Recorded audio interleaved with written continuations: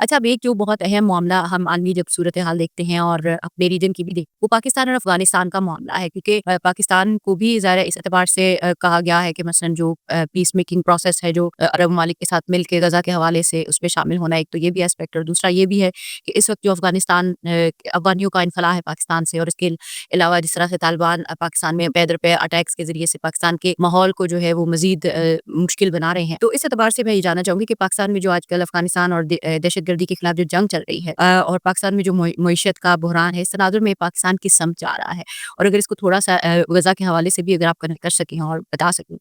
کہ جو پاکستان کا موقف ہے اس میں کتنی چوٹ پہنچائی ہے یا سپورٹ پہنچائی ہے غزہ کو، اس حوالے سے اگر آپ اس پہ بھی تھوڑا سا کمنٹ کرنا چاہیں تو۔ 30 نومبر کو یا غالباً 29 اور 30 نومبر کو مصر کے جو وزیر خارجہ ہیں احمد محمد کے نام سے، وہ اسلام آباد میں آئے ہیں، اور انہوں نے مصر نے ایک پروپوزل پیش کیا تھا ٹرمپ کو کہ غزہ کی تعمیر کے لیے ہمیں اتنا بجٹ چاہیے، تو وہ سارا بجٹ جو ہے ظاہر عرب ممالک فراہم کریں گے، لیکن اس شرط پر کہ حماس کو ختم کیا جائے۔ جیسے آپ نے ذکر کیا کہ عرب ممالک خود مسلمان ممالک اس کے اندر شامل ہیں، انہوں نے کہا ہے کہ اگر حماس ختم ہوتی ہے اور حماس کو بالکل ختم کر دیا جاتا ہے تو ہم اس شرط پر ہم غزہ کی تعمیر کے لیے جو ہے وہ پیسہ فراہم کریں گے۔ تو اس سلسلے میں جو مصر نے پروپوزل پیش کیا تھا اس میں غالباً 52 یا 53 ارب ڈالر لگنے تھے غزہ کی ریکنسٹرکشن میں، لیکن انجینئرز کا کہنا تھا کہ جو ملبہ وہاں پر اسرائیل نے بمباری کر کے جو ملبہ وہاں پر بنا ہے بلڈنگز کے گرنے سے، اس کی وجہ سے 6 سال صرف اس ملبے کو ہٹانے میں لگیں گے۔ اعداد و شمار کے مطابق 60 ملین ٹن ملبہ جو ہے وہ غزہ کے اندر موجود ہے، اتنی زیادہ بلڈنگز جو ہے تباہ کی ہیں، اور اسرائیل نے مطلب 2 ملین وہاں کی آبادی ہے، 1.2 یا 1.3 ملین جو آبادی ہے وہ بے گھر ہو چکی ہے، اور ابھی تک صرف 20,000 ٹینٹس جو ہے وہاں تک پہنچے ہیں غزہ کے اندر۔ اور مصر نے جو پروپوزل پیش کیا تھا کہ 53 بلین ڈالر جو ہے وہ غزہ کی ریکنسٹرکشن کے لیے جو ہے نا وہ لگیں گے، اور اس سے پہلے یو این او نے بھی یہ تخمینہ لگایا تھا، اسٹیمیٹ لگایا تھا کہ 70 بلین ڈالر چاہیے غزہ کی تعمیر نو کے لیے۔ اب اس سلسلے میں پاکستان کو بھی شامل کیا جا رہا ہے کہ اس غزہ کی تعمیر نو کے لیے جو ہے پاکستان جو ہے وہ ٹیکنیکل سپورٹ کرے، اپنے انجینئر جو ہے وہاں پر لے کر جائے۔ تو اس حوالے سے مصر کے وزیر خارجہ وہ پاکستان کے دورے پر ہے، غالباً وہ بھی ختم ہو چکا ہوگا، اور مصر نے غزہ کی تعمیر نو کے لیے کانفرنس بھی بلانے کا اعلان کیا، اور پاکستان کو فنڈنگ کرنے کے لیے بھی کہا ہے، اور پرائیویٹ کمپنیاں ہائر کرنے کے لیے بھی پاکستان کو جو ہے وہ کہا ہے کہ پاکستان بھی اس بات پر دباؤ دیتا ہے کہ حماس کو اسلحہ دے دینا چاہیے عرب ممالک، تاکہ وہاں پر آ کر اپنے جو ہے نا وہ ریکنسٹرکشن جو ہے وہ کر سکتے ہیں، اور عرب ممالک جو اپنے پلانز جو ان کے ہیں، جیسے محمد بن سلمان کا سعودی عرب میں نیوم سٹی کا ایک پروگرام ہے، اور یو اے ای کے جو اپنے پلانز ہیں تاکہ وہ امن کے ساتھ جو ہے وہ چلتے رہیں۔ پاکستان اور افغانستان کی جنگ کے بارے میں اگر ہم بات کریں تو اس سے پہلے ہمیں کچھ چیزیں سمجھنی ہوں گی، وہ یہ کہ افغانستان اس کا تعلق جو ہے نا پاکستان کے اندر جو کچھ ابھی ہو رہا ہے، طالبان اور افغانستان جو پاکستان میں کر رہے ہیں، اس کے پیچھے ظاہر ہے امریکہ کا ہی ایک ہاتھ ہے، اور امریکہ کی پلاننگ اور اسٹریٹجی ہے۔ یہ ہم سمجھتے ہیں کہ امریکہ جب 2020 اور 2019 یا 21 کے اندر جب افغانستان سے گیا تھا تو تب بہت ساری تجزیہ نگاروں نے تجزیے کیے تھے، اور پاکستان کے اندر جشن منائے گئے تھے، مٹھائیاں بانٹی گئی تھی کہ اب ایک امارت اسلامی حکومت قائم ہوگی، اور سب بہت خوش ہوئے۔ حکومتی سطح پر بھی یہ جشن جو ہے منایا گیا، یہ ہمیں دیکھنے کو ملا میڈیا کے اندر کہ جب امریکہ افغانستان کو چھوڑ کر گیا، بہت سارے لوگوں نے جو ہے جشن منایا، مٹھائیاں بانٹی گئی، لیکن اس وقت بہت کم تجزیہ نگار تھے، ان کا یہ کہنا تھا کہ جن میں سے ایک عالم دین استاد محترم سید جواد نقوی حفظہ اللہ، انہوں نے کہا کہ اس بات پر خوش نہ ہوں کہ امریکہ وہاں سے چلا گیا ہے، بلکہ امریکہ ایک ایسی شیطنت کر کے گیا ہے کہ جس کے بارے میں آپ کو ابھی پتہ نہیں چلے گا، لیکن آنے والے سالوں میں آپ کو پتہ چلے گا۔ تو آج ہم دیکھ رہے ہیں کہ جیسے استاد نے تجزیہ پیش کیا تھا بالکل ویسے ہی ہو رہا ہے۔ امریکہ کا وہاں پر رہنے کا مطلب تھا، یعنی کہ جو اس کا مقصد تھا افغانستان کے اندر رہنے کا، وہ یہ تھا کہ ایک تو وہ چائنا کو کاؤنٹر کرے، کیونکہ معاشیتی لحاظ سے چائنا امریکہ کو ٹکر دے رہا ہے، اسی طرح سے ایران آئیڈیولوجیکل طور پر امریکہ کو ٹکر دیتا ہے، اسی طرح سے روس ملٹری طور پر اور اٹامک وار اور اس طرح کی چیزوں کے اندر امریکہ کو ٹکر دیتا ہے، یعنی کہ یہ 2-3 جو ممالک ہیں، ایران، چائنا اور روس، یہ حریف ہیں امریکہ کے۔ اب ان کو ٹیکل کرنے کے لیے، ان کو کنٹرول میں رکھنے کے لیے، ان کے اوپر نظر رکھنے کے لیے وہ افغانستان میں موجود تھا، جس کے لیے اس کو بلین ڈالرز کا جو ہے خرچہ اپنی ملٹری بیسز کو چلانے میں لگتا تھا۔ اس نے یہ سوچا، امریکہ نے، ان کے تھنک ٹینکرز نے، ہم کیوں اتنا خرچہ کر رہے ہیں کہ جب ہمیں مفت کی فورس مل رہی ہے، یعنی طالبان۔ انہوں نے حکومت طالبان کے حوالے کی، اور طالبان کے حوالے کر کے ان کو ٹاسک سونپے، وہ یہ تھے کہ آپ نے چائنا کو ناامن رکھنا ہے، پاکستان کو ناامن رکھنا ہے، پریشر رکھنا ہے، اور اسی طرح سے ایران کو ناامن رکھنا ہے۔ اب ایران نے تو کسی طرح سے ٹیکل کر لیا طالبان کو، ان کی معیشتی ضروریات پوری کر کے، اور روس نے بھی طالبان کو رسمی طور پر قبول کر کے جو ہے ان کو کسی طرح سے کنٹرول میں اپنے لے لیا ہے، لیکن پاکستان یہ کام نہیں کر سکا۔ اب امریکہ چاہتا تھا کہ پاکستان کے اوپر بھی کسی نہ کسی طرح سے پریشر بنا کر رکھا جائے اور اپنی باتیں ان سے منوائی جائیں۔ اس حوالے سے طالبان کو جو ہم دیکھتے ہیں کہ رپورٹس بھی ہیں، ابھی انٹرنیٹ پر موجود ہیں، کوئی بھی جا کر ریسرچ کر سکتا ہے کہ طالبان کو ہفتگی اور ماہانہ ملینز آف ڈالرز جو ہے وہ فری امداد دی جاتی ہے طالبان کو حکومت چلانے کے لیے۔ اب افغانستان جو ہے وہ ایک فری زون بن چکا ہے۔ اب یہ ہم دیکھتے ہیں کہ یہ جو جنگ ابھی مطلب پاکستان اور افغانستان کے اندر جو تنازع چل رہا ہے، اس کی بنیادی وجہ یہ ہے کہ پاکستانی حکومت کا یہ کہنا ہے کہ طالبان افغانستان کی سرزمین کو استعمال کرتے ہوئے پاکستان کی سرزمین کو ٹارگٹ کرتے ہیں، اور طالبان اس چیز سے انکار کرتے ہیں۔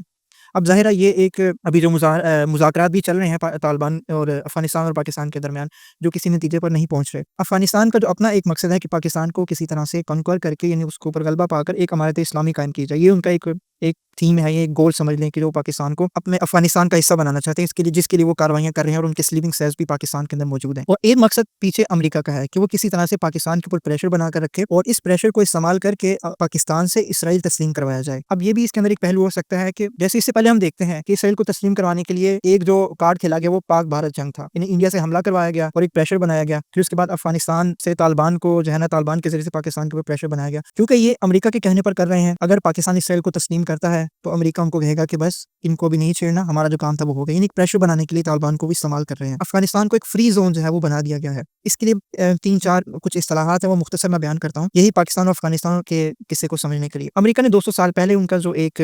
सदर था, उसकी एक डॉक्ट्राइन थी, James Monroe doctrine, James Monroe के नाम से। उसमें ये उनका कहना था कि हम अपने मुल्क के जितने भी इलाके हैं, जितने भी इसके साथ ममालिक लगते हैं, हिमसाए ममालिक हैं, जैसे अमेरिका जो एक बरआज़म है, जैसे उसमें कनाडा आता है, मेक्सिको आता है, और दीगर क्यूबा आता है, दीगर ममालिक आते हैं। इन ममालिक के अंदर हम अपने जो दूसरे दुश्मन हैं, अपने जो हरीफ हैं, उनको यहाँ पर हम नहीं आने देंगे, यहाँ पर उनकी बेसिस हम नहीं बनने देंगे। यानी कि अपना इन्फ्लुएंस वहाँ पर कायम करते हैं, अपनी मिलिट्री बेसिस वहाँ पर बनाते हैं, अपना एक असर और रसूख वहाँ पर कायम करते हैं, ताकि दुश्मन हमारी सरहदों के ऊपर आकर हमारे मुल्क के ऊपर हमला ना कर दे। इसलिए हम देखते हैं कि पूरी दुनिया के अंदर अमेरिका की 800 बेसिस हैं, और कोई भी जंग अब मॉडर्न जो वॉर्स हैं वो अमेरिका ने अपने मुल्क के अंदर नहीं लड़ी, बल्कि वो बाहर लड़ी, अफगानिस्तान के अंदर, इराक के अंदर, ईरान के अंदर, लीबिया के अंदर, यानी वो अपनी जंगें बाहर लड़ता है, अपने मुल्क के अंदर नहीं आने देता। तो ये जेम्स मोनो डॉक्ट्राइन के मुताबिक वो काम कर रहे हैं कि अपनी सरहद के पास जो ममालिक है उनके अंदर अपना इन्फ्लुएंस जो है वो बढ़ा के रखा जाए, मिलिट्री बेसिस के जरिए से और दीगर जो स्ट्रेटजीज हैं डिप्लोमेसी के जरिए से और सियासत के जरिए से। दूसरी जो डॉक्ट्राइन है वो बर्लिन वॉल मॉडल है, जिसको डिवीजन मॉडल भी कहते हैं। यानी कि ये जो मॉडल था ये चला था 1945 से या 1946 से 1990 तक। इसमें ये था कि मुल्क जो है वो पूरी दुनिया जो है वो 2 हिस्सों में तकसीम हो चुकी हुई थी। एक रूस के साथ थी कुछ दुनिया, और कुछ ममालिक जो है वो अमेरिका के साथ थे, और ये दोनों आमने सामने वियतनाम के अंदर। इस मॉडल के तहत दुनिया 2 हिस्सों में तकसीम हो गई। जैसे यमन के उन्होंने पहले 2 हिस्से किए, कोरिया के 2 हिस्से किए, और इसी तरह से जर्मनी को 2 हिस्सों में तकसीम किया। यानी कि आधा जर्मनी रूस के साथ था, सोवियत यूनियन जब उसके साथ था, और आधा जर्मनी जो है वो अमेरिका के साथ था। तो ये मॉडल जो है 1990 में खत्म हो गया। तीसरा जो मॉडल अभी जो चल रहा है वो फ्री जोन है। अब अफगानिस्तान के अंदर, अब अफगानिस्तान वो ना अमेरिका के साथ है, ना उसके रूस के साथ है, ना ईरान के साथ है, बल्कि वो अपने मफादात के मुताबिक दूसरे ममालिक से ताल्लुकात बनाते हैं। अब अमेरिका की ये पॉलिसी रही कि अफगानिस्तान को एक फ्री जोन बना दिया जाए, यानी जितनी भी बैटल फील्ड्स होती हैं वो यहाँ पर लड़ी जाएँ इन 3 ममालिक को टैकल करने के लिए, जैसे चीन है, रूस है और ईरान है, और पाकिस्तान भी इसके अंदर शामिल है। अब इन तीनों ममालिक के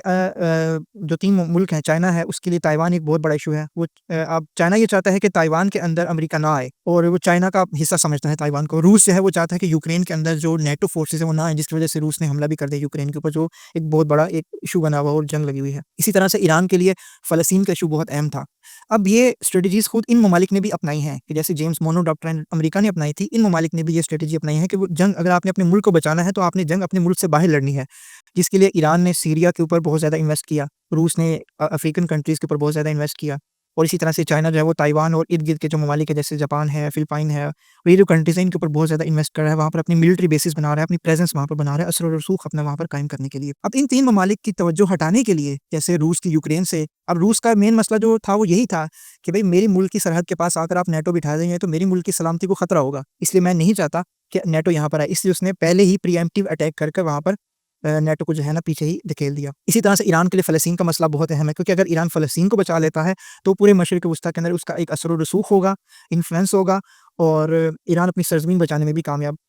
होगा अगर वो फ़लस्तीन को बचा लेता है। इसी तरह से ताइवान चाइना के लिए बहुत ज़्यादा अहम है। अगर चाइना ताइवान को किसी तरह से वहाँ पर इन्फ्लुएंस कर लेता है तो वो अमेरिका जो है इससे आगे तक नहीं आ सकेगा। अब अफ़गानिस्तान को इसलिए फ्री ज़ोन करार दिया गया है अमेरिका की तरफ से, यानी बना दिया गया है फ्री ज़ोन, कि इन तीनों ताकतों को यहाँ पर लाकर मार दी जाए, यहाँ पर इनको मात दी जाए अफ़गानिस्तान के अंदर। रूस को भी इंगेज किया जाए, ईरान को भी इंगेज किया जाए, पाकिस्तान को भी और चाइना को भी यहाँ पर इंगेज किया जाए। चारों ममालिक ने मुख्तलिफ तरीकों से अफ़गानिस्तान को यानी तालिबान को टैकल किया है, लेकिन पाकिस्तान यहाँ पर आकर फँस गया कि वो अफ़गानिस्तान को टैकल नहीं कर सका। उसकी एक जो सबसे बड़ी बुनियादी वजह थी वो ये है कि पाकिस्तान के अंदर ही तालिबान बने हैं, वहाँ पाकिस्तान के अंदर इनके स्लीपिंग सेल्स हैं, इनके मदारिस हैं, इनकी तालीमी इदारे हैं, और बाज़ हुकूमती जो लोग हैं उनकी सरपरस्ती है तालिबान की, जिसकी वजह से वो तालिबान को जो है वो कंट्रोल नहीं कर पा रहे, जिसकी वजह से हम देखते हैं कि गुज़श्ता महीनों में अफ़गानिस्तान और पाकिस्तान की जंग भी हुई है। ये भी हम देखते हैं कि मतलब 400 से ज़्यादा हमले 2025 के अंदर अफ़गानिस्तान ने पाकिस्तान के ऊपर 400 से ज़्यादा जो है वो, बल्कि 600 से ज़्यादा वाक़यात जो दहशतगर्दी के हुए हैं 2025 के अंदर, ये तालिबान ने अफ़गानिस्तान ने यानी पाकिस्तान के ऊपर ये हमलात किए हैं। तो इसके पीछे वही पूरा सिनेरियो है अमेरिका का कि किसी तरह से इसराइल को तस्लीम करवाया जाए, पाकिस्तान के ऊपर प्रेशर बढ़ाया जाए, चीन को जो है अफ़गानिस्तान के ज़रिए से कंट्रोल किया जाए, इन्फ्लुएंस बढ़ाया जाए। अब इसकी एक और ख़बर आपने ये सुनी होगी कि बगराम एयरबेस को ٹرمپ نے کہا کہ ہم وہ واپس لیں گے. اب یہ بھی ہو سکتا ہے کہ وہ طالبان کو پریشر بنانے کے لیے ہو کہ جو کام ہم آپ کو کہتے ہیں وہ کیا کرے ورنہ ہم دوبارہ سے یہاں پر آ جائیں گے. تو چائنا کو ٹیکل کرنے کے لیے، روس کو ٹیکل کرنے کے لیے، پاکستان کو کنٹرول کرنے کے لیے یہ سارا جو سینیریو ہے جنگ کا، اس کے پیچھے وہی امریکی پالیسی اور اسٹریٹجی ہے.